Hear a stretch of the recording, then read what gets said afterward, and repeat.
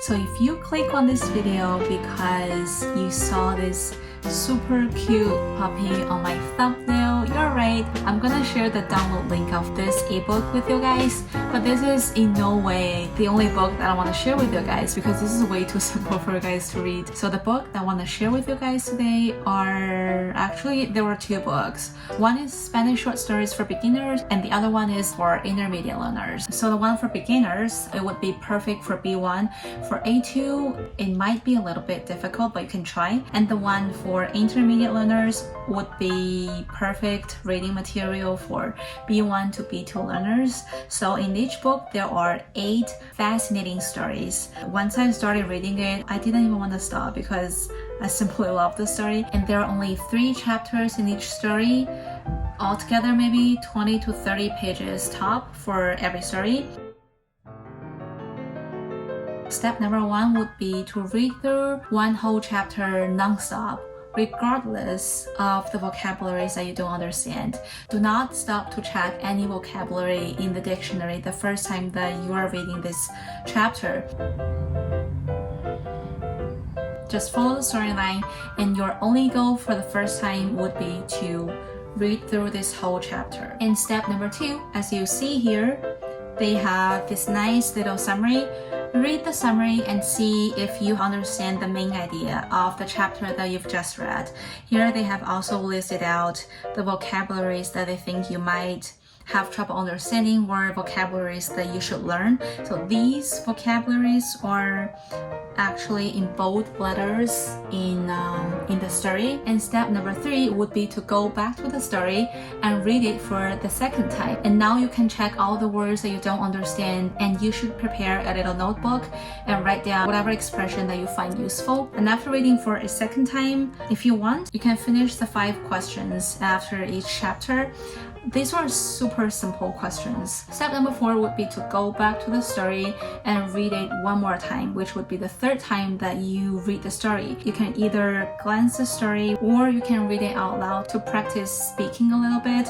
And while reading it for the last time, see if you can recall the meaning of the vocabularies that you don't understand in this chapter. And if you're a more advanced learner, there are 3 steps. So step number 1 is the same, just read through the stories without pausing to check the words. For me, there are only occasionally several words that I don't understand in each chapter. And step number 2 is to write down your own summary of this chapter. I didn't do it with all the stories and all the chapters. I do it occasionally just to practice writing a little bit. If you find yourself stuck somewhere, you can always go back to the story. You can compare your summary with the one after each chapter, but by no chance that your summary would be the same. But it doesn't matter because all you need is to practice writing a little bit, that's all. And of course, you wanna check the vocabulary list. And step number 3 would be to go back to the same chapter and read it out loud one more time, because I feel like if I read it out loud, it's better to enhance my memory of the expressions or the vocabularies that I want to learn.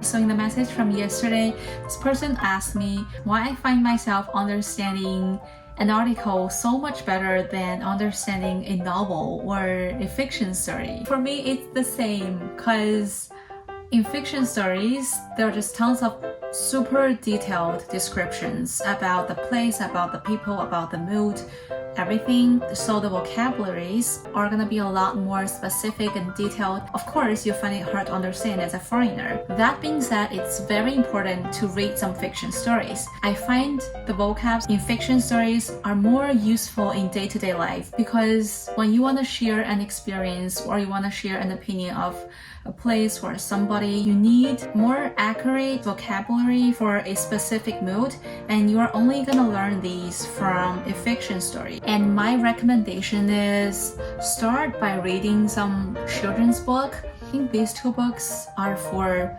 kids from, I don't remember, maybe 6 to 9. But oh my god, I'm gonna show you guys. There are just so many words that I don't understand because they are super specific. But I find it helpful. And another reason I recommend reading children's book is because the storylines are easier to follow, it's more linear, and they are generally pretty short. Don't be too ambitious about it. It it takes a lot of time to learn a foreign language.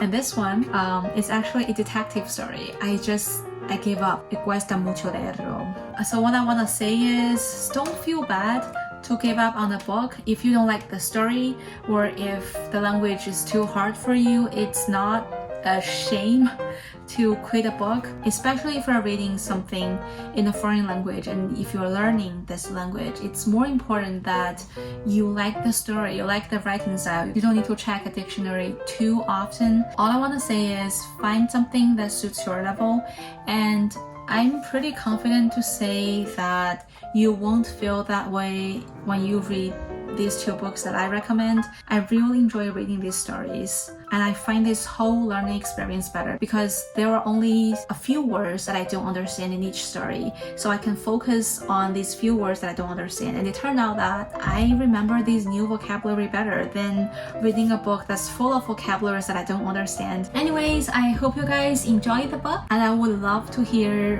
which story or stories are your favorite in the comments. See you guys in the next one.